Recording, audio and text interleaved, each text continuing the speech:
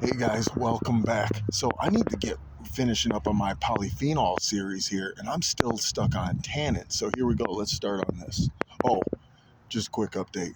I hit 400 followers on Facebook, and if you haven't followed me on Facebook, get on there. Let's boost those numbers up and subscribe to my channel. We're going to keep doing this. So hey, let's get into tannins. So this, what you're looking at here, this giant monstrosity of a molecule is called tannic acid, but its cooler name is decagalloyl glucose. So let's start off by looking at this glucose here. This right here is your glucose sugar molecule with 10. Deca means 10. So you've got 10 galloyl moieties attached to this. Let's count them together. So I've got one here. Galloyl, by the way, looks like this. You've got that benzyl ring, and you got these 3 hydroxyl groups that come off of it, like here and here.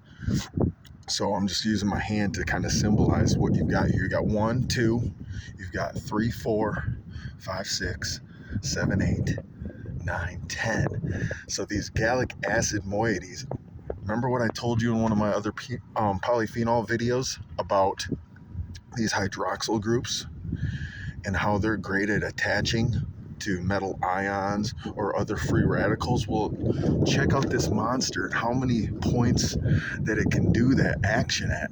Very impressive. And it's all because of that gallic acid. And I wanted to show you some other fascinating components of gallic acid formations. When you take one gallic acid, like this one pointing this way, and attach it to one pointing the complete opposite direction, linking them together, you get elagic acid, which, fun fact, elagic has gall spelled backwards because they took the French word for gall and reversed it when making this name, just like they reversed one to the other. Pretty cool. Rufigallic acid actually has the gallic acid coming this way and another one coming from this angle. This is a cool one because it's actually used, it can be used as an adjunct or a helper to conventional anti-malarial treatment because this is highly toxic to the organism, the eukaryote. It's not coming to my name, or the name's not coming to my mind right now. Plasmodium, maybe? I think that's the one. But it's highly toxic to Plasmodium, which causes malaria. So promising. Anyway, why am I showing you all this when this is a mushroom channel? Well, know this. These molecules, these tannins, tannic acid being one out of over 4,000 known tannins, which, if I didn't explain already, are combinations of these gallic acids and also other polyphenols lumped together. They form these big matrices or these big kind of structures, and these compounds are used by plants in self-defense to protect against UV damage, pathogens. Anyway, fungi produce some really powerful enzymes.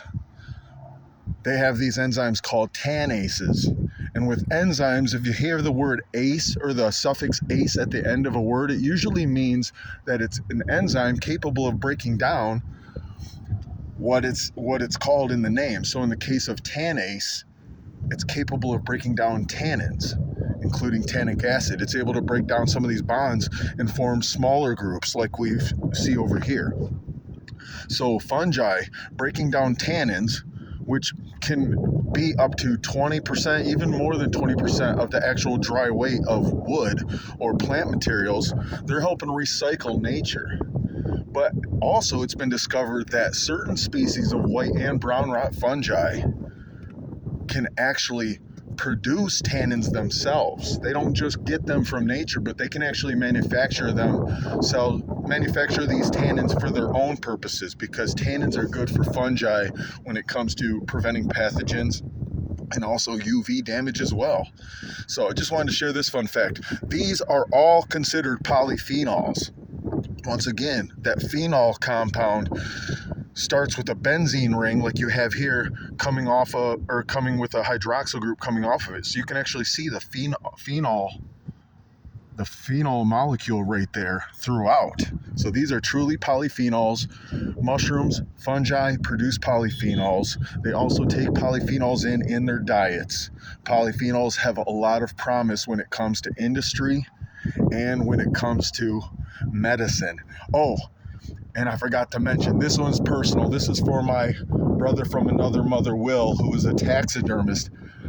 I don't think he knows this, but he can actually make an anti-malarial medicine in his taxidermy shop by taking gallic acid and combining it with concentrated sulfuric acid, which he has at the shop, and then combining that with sodium hydroxide, lye, which he has at the shop. He could be making medicine, but I'm kind of being silly about it. But hey, thanks for joining me for some of this fun fact chemistry stuff. We got one more video to do for polyphenols and fungi, and that's lignans. So stay tuned for that. Once again, subscribe to my channel, like this video if you want to see more crazy chemistry content dealing with mushrooms, and stay tuned for next time. I appreciate you guys.